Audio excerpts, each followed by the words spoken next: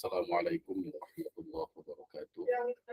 Bismillah, alhamdulillah, la haula wa la quwwata illa billah, Muhammadin bin Abdillah wa alihi wa ashabihi wa wala. Apa kabar teman-teman mahasiswa, terutama mahasiswa pada ilmu pendidikan Islam? Tidak terasa kita sudah memasuki pekan UTS dan juga beberapa minggu di depan kita akan melaksanakan UAS atau ujian akhir semester. Terkait dengan pelaksanaan UTS dan UAS, dengan ini saya sampaikan kepada teman-teman sekalian untuk mampu memahami hal-hal yang terkait dengan pelaksanaan UTS dan UAS tersebut. Sebagaimana kita sampaikan, pelaksanaan UTS dan UAS untuk mata kuliah pengantar ilmu pendidikan ya adalah menyesuaikan tema-tema perkuliahan yang sudah diajarkan dalam kelas atau sesuai dengan minat yang sudah dimiliki oleh kelompok ataupun personal. Yang pertama adalah UTS-nya itu adalah membuat proposal terkait dengan penyelesaian problem atau masalah yang terjadi di tempat atau pendidikan di mana kita berada, didasarkan atas mata kuliah itu. Format dari proposal itu meliputi latar belakang, kemudian juga ada UTS itu di sini ada pertemuan ketujuh, UAS itu pertemuan ke-14. Ya, untuk proposal UTS sebagai berikut ya. Pertama, dalam proposal itu ada latar belakang masalah, uraikan fenomena atau masalah yang diamati, dan ini saudara harus mampu melihat kondisi dan dikaitkan dengan tema perkuliahan di yang telah kita sampaikan, mulai dari landasan filosofis, landasan historis, kemudian pembelajaran dan seterusnya. Kemudian yang ini ada rumusan masalah. Ini pokoknya ya, bagaimana saudara mampu menyelesaikan masalah yang ada di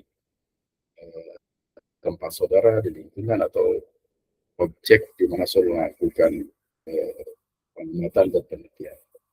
Kemudian juga tujuannya apa, ditulis, kemudian ruang untuk pembahasan di sekitar apa, apakah fokus pada filosofis saja, ataukah fokus pada historis, ataukah sosiologis atau metodologis. Kemudian yang kedua, kajian teori dari konsep dasar ya, dijelaskan teori atau konsep yang saudara angkat itu bisa konsepnya itu berasal dari sumber ajaran Islam wahyu atau Al-Quran ataupun yang lainnya. Kedua, yang B ini kajian teorinya relevansi dengan visi ya. Bagaimanapun sudah disampaikan bahwa salah satu tujuan dari mata kuliah ini adalah untuk mencapai visi ya, Islamis, dinamis dan ya, nilai-nilai Islam, dinamis dan berkaitan visi. Kemudian yang ketiga ada metode pembahasan, dan silakan saudara bisa mencantumkan pustaka ya, bisa berdasarkan dari jurnal, dari buku atau lainnya.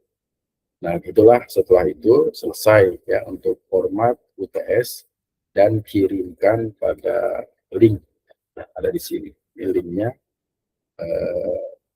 ya saudara klik ya, nanti linknya akan nyambung pada format ini ya, pengumpulan tugas perkuliahan untuk mata kuliah pengantar ilmu pendidikan Islam. Kelas 2A, 1, 2D, 2C, 1, 2C, 2, dan seterusnya. Nah, setelah itu ya teman-teman sekalian, kita lanjut nanti pada UAS, ujian akhir semester. Nah, UAS ini adalah kelanjutan dari UTS. Jadi saudara nanti pada saat UAS itu ya membuat judul yang sama, pendahuluan dari yang sudah ada diperbaiki, kajian teori dari sudah ada yang diperbaiki, kemudian juga metodologi yang dari yang sudah ada kemudian bisa saudara perbaiki sesuai dengan konteks alur yang terjadi, kemudian dampaknya hasil pengembangan dan pembahasan. Nah, inilah inti ya dari UAS itu, pengembangan ini. Di dalamnya memuat tentang paparan hasil karya yang dihasilkan atau penemuan yang dihasilkan. Kalau berbasis teks, just belum sama materi atau problem based learning dan segala macam. Jika berbasis media, bisa mewujudkan tampilan visual, kualitas, audio, video, atau lainnya. Kalau berupa relevansi nilai, bisa dijelaskan dalam bentuk narasi, bagaimana nilai Islam dinamis, moderat, itu bisa dimasukkan dalam konten visual.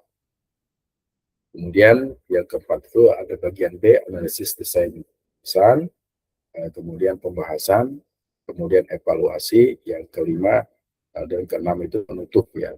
Di sini juga jalan penutup itu mencapai silakan terkait dengan adanya kesimpulan, keunggulan yang saudara temukan, kemudian rekomendasi dan diakhiri dengan daftar pustaka. Nah, ini petunjuk penulisannya ya, formatnya apa, time Roman, kutipan catatan kaki ya, footnote, menggunakan catatan kaki footnote. Nah, ini sama dengan skripsi ya. Yang originalitas penulisan tidak boleh mengcopy paste dari sumber lain, tapi merupakan tulisan saudara. Kemudian fokus melakukan analisis kritis, bukan sekedar deskripsi terkait dengan aspek moderat, beragama, dan konten Islami dalam media yang terkait dengan materi untuk mata kuliah pengantar. Nah, itu saja ya teman-teman sekalian terkait dengan TS dan kelas yang harus segera saudara selesaikan. Terima kasih. Assalamualaikum warahmatullahi wabarakatuh.